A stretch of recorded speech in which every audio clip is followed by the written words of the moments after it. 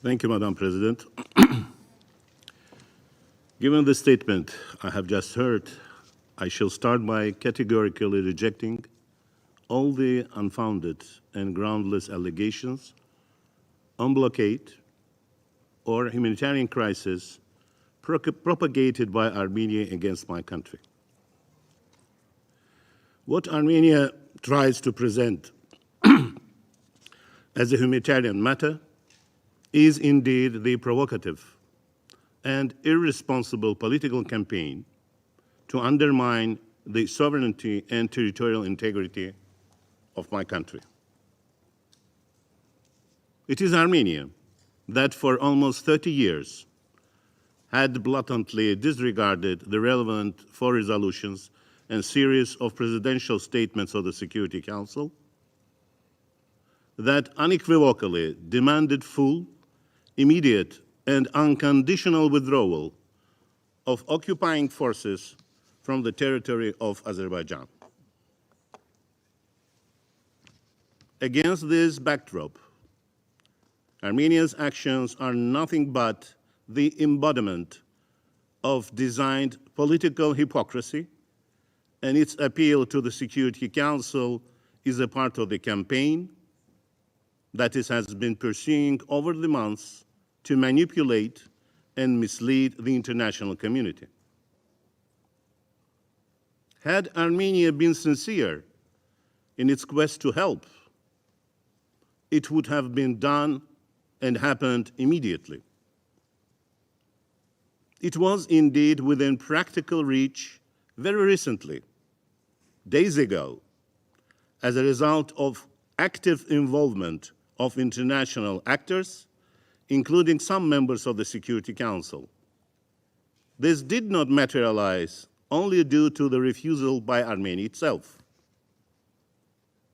Following the series of intensive consultations and shuttle diplomacy, agreements were finally reached with respect to the delivery of humanitarian cargo to the Karabakh region through various routes, as well as the organization of a meeting between special representatives of the government and representatives of local Armenian residents. On the first case, concrete blocks and all other physical barriers installed by the Armenian side on Aghdam-Khankandi Road should have been removed to allow the delivery of humanitarian cargo by the International Committee of the Red Cross to the local residents. This should have been followed by upscaling the usage of the Lachin Road by the ICRC within 24 hours. All the parties involved, including the Russian peacekeeping contingent and the ICRC, were prepared to commence implementation of this deal practically within 1 hour. Unfortunately, during the briefing by distinguished representative of OCHA, we have heard a lot of references to ICRC. So I would like also to seek this particular information from ICRC and to prove it also through the further communications. On the second case, the meeting between representatives of the central authorities and of local Armenian residents was agreed to take place in nearby city of Yevlakh. Regrettably, on August 5th, Armenia, through its illegally installed regime, backstepped from the both agreements at a very last moment by introducing politically motivated and illegitimate preconditions and various pretexts. There should be no doubt that notwithstanding the intensive engagement by Azerbaijan with the Russian Federation, the United States, the European Union, the ICRC for finding ways out of the situation, Armenia has been deliberately obstructing diplomatic efforts. There is only one explanation for that. Armenia is not willing to be a part of the solution. Instead, it officially artificially ignites tension in the region with a view to continuing manipulation and misleading at international level. Madam President, the breach of the agreement on the delivery of humanitarian goods by the ICRC on August 5th is not the only obstruction.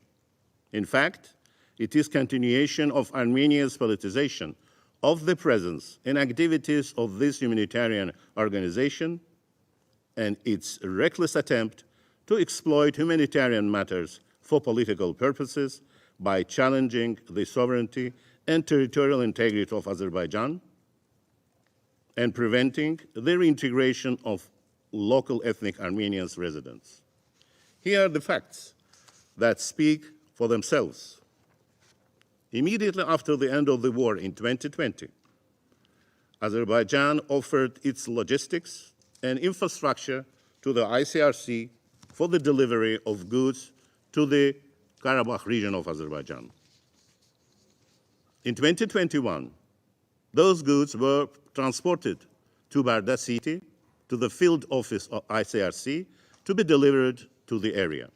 The Armenian side rejected it and prevented the ICRC from delivering humanitarian assistance.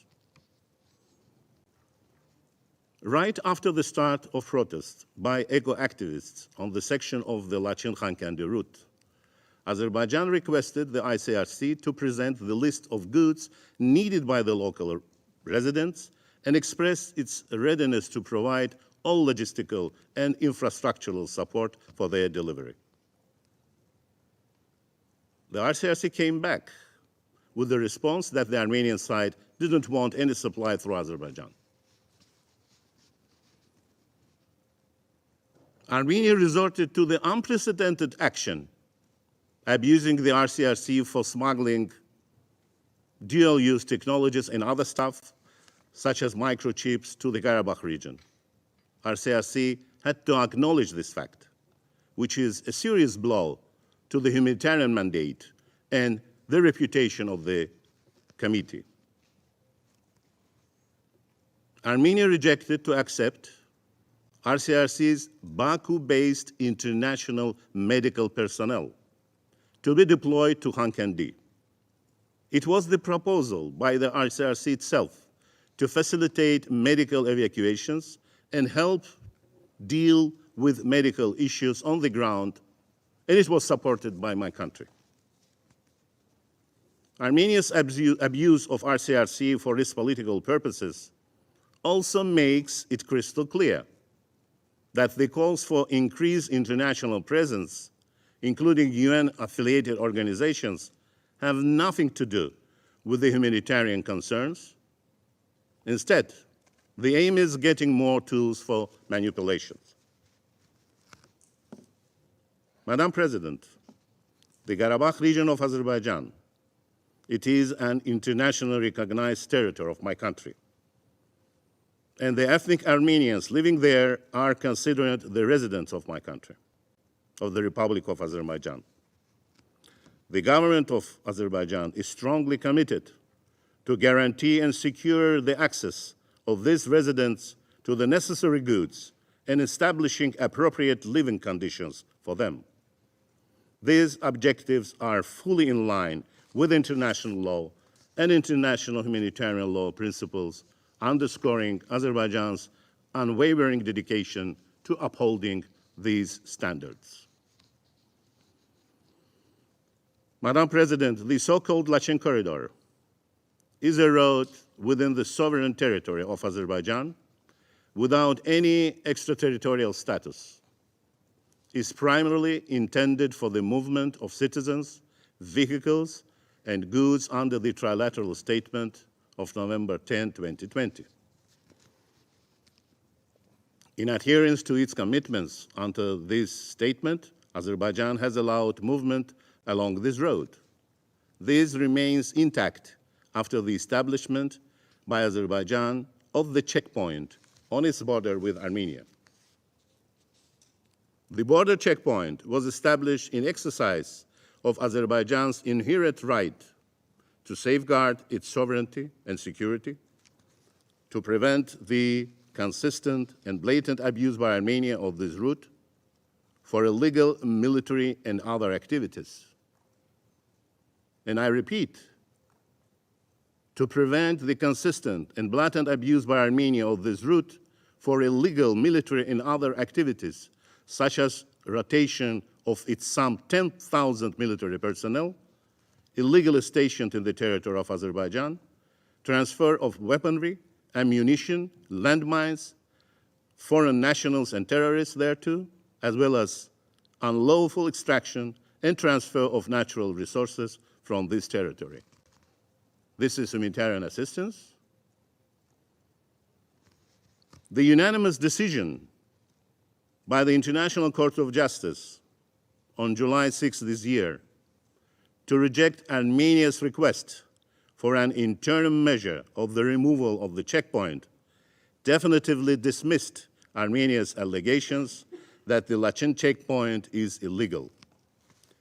The establishment of the border checkpoint has not impeded the civilian movement along the Lachin road. There has been, in fact, a notable increase in such a movement until June 15 of this year. On that date, another unwarranted provocation by Armenia unfolded when its armed forces attacked Azerbaijani border guards and accompanying Russian peacekeeping forces.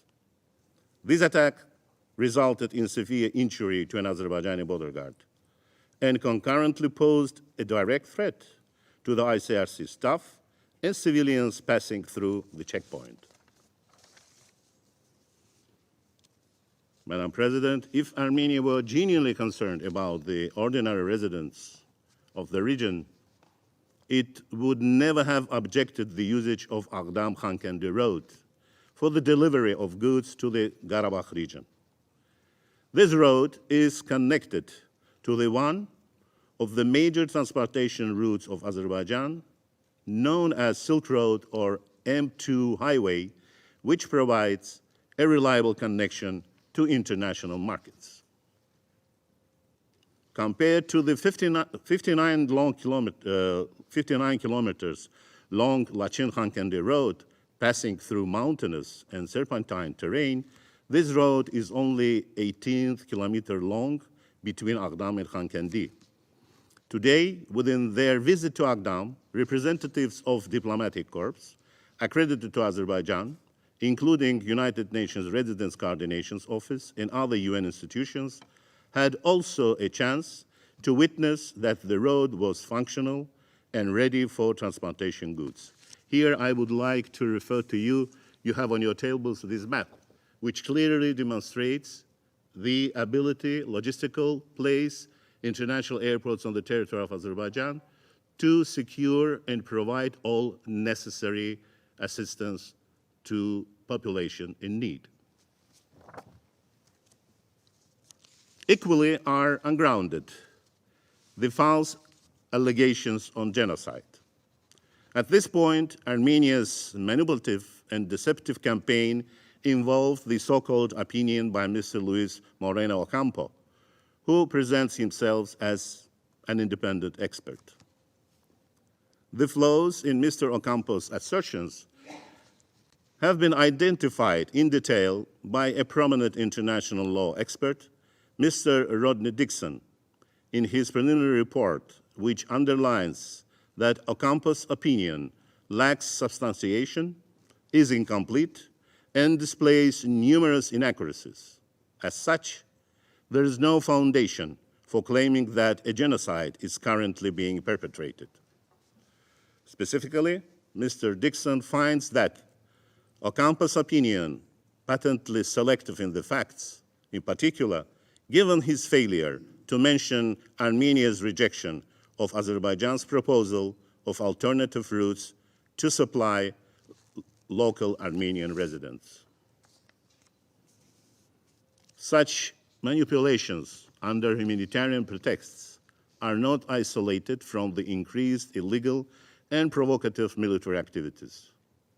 Over past weeks, the Armenian armed forces illegally remaining in the territory of Azerbaijan in a blatant violation of international law, as well as Armenia's commitment under paragraph 4 of the trilateral statement of the leaders of Azerbaijan, the Russian Federation of Armenia, have intensified the military engineering works and other military buildup. The use of radio-electronic warfare equipment illegally deployed in the sovereign territory of Azerbaijan is of particular concern. Not only civilian aircrafts of the Azerbaijani airlines, but also those of foreign countries have been subjected to radio-electronic interference over past weeks, posing serious risk to their safety. Today, an attempt by reconnaissance group of the Armenian armed forces to infiltrate the territory of Azerbaijan and to carry out diversion operations in the Kalbajar district was prevented, and a member of this group, Vaskanyan Gagik Ashotovich, date of birth 1983, armed with the machine gun and ammunition, was detained. Mr. President, Armenia must refrain from provocations, cease its actions undermining the sovereignty and territorial integrity of my country, abstain from meddling in our internal affairs, and genuinely engage in post-conflict normalization negotiations. It is of vital importance that the historic opportunity for durable peace in the region is not missed. Verbal statements by the leadership of Armenia on the recognition of the sovereignty and territorial integrity of Azerbaijan, including the Karabakh region, created a ground for cautious optimism that peace is indeed within reach. Now Armenia has to transform this statement into the real deeds and refrain from questioning the sovereignty of Azerbaijan, including under the pretext of humanitarian needs of the local Armenian residents of the Karabakh region of my country. Over the past few months, concerted efforts to intensify the normalization process with active engagement of international partners have yielded promising results. These diplomatic dialogues have played a crucial role in bringing differences and achieving tangible progress on several articles of the future bilateral agreement aimed at establishing a lasting peace and interstate relations. Azerbaijan pursues the policy of integration of ethnic Armenian residents of the Karabakh region as equal citizens, guaranteeing all the rights and freedoms envisaged in the Constitution of Azerbaijan and all relevant international human rights mechanisms that Azerbaijan is signatory to. Our adherence to both these tracks is firm, as we are firm to protect our sovereignty and territorial integrity by all legitimate means enshrined in the UN Charter and international law. We are confident that the international community, and first of all the Security Council, will support this approach based on equal and reciprocal respect for the legitimate interests of both countries through mutual recognition and respect of each other's country sovereignty, territorial integrity, and inviolability of borders. Madam President, I have also something to show to the august body. Social media outlets are full of numerous video clips and photos of local Armenian residents in Khan Kendi celebrating birthdays, anniversaries, weddings, and all the good occasions. And indeed, we wish them well. These photo and video facts convincingly refute the allegations about the starvation, famine, and humanitarian crisis. People are happy, they dancing at their wedding party. This is celebration, very tasty cookies, etc., etc., etc. I'm happy to share this information with my distinguished neighbor at my right. Please use it in your work. I thank you very much.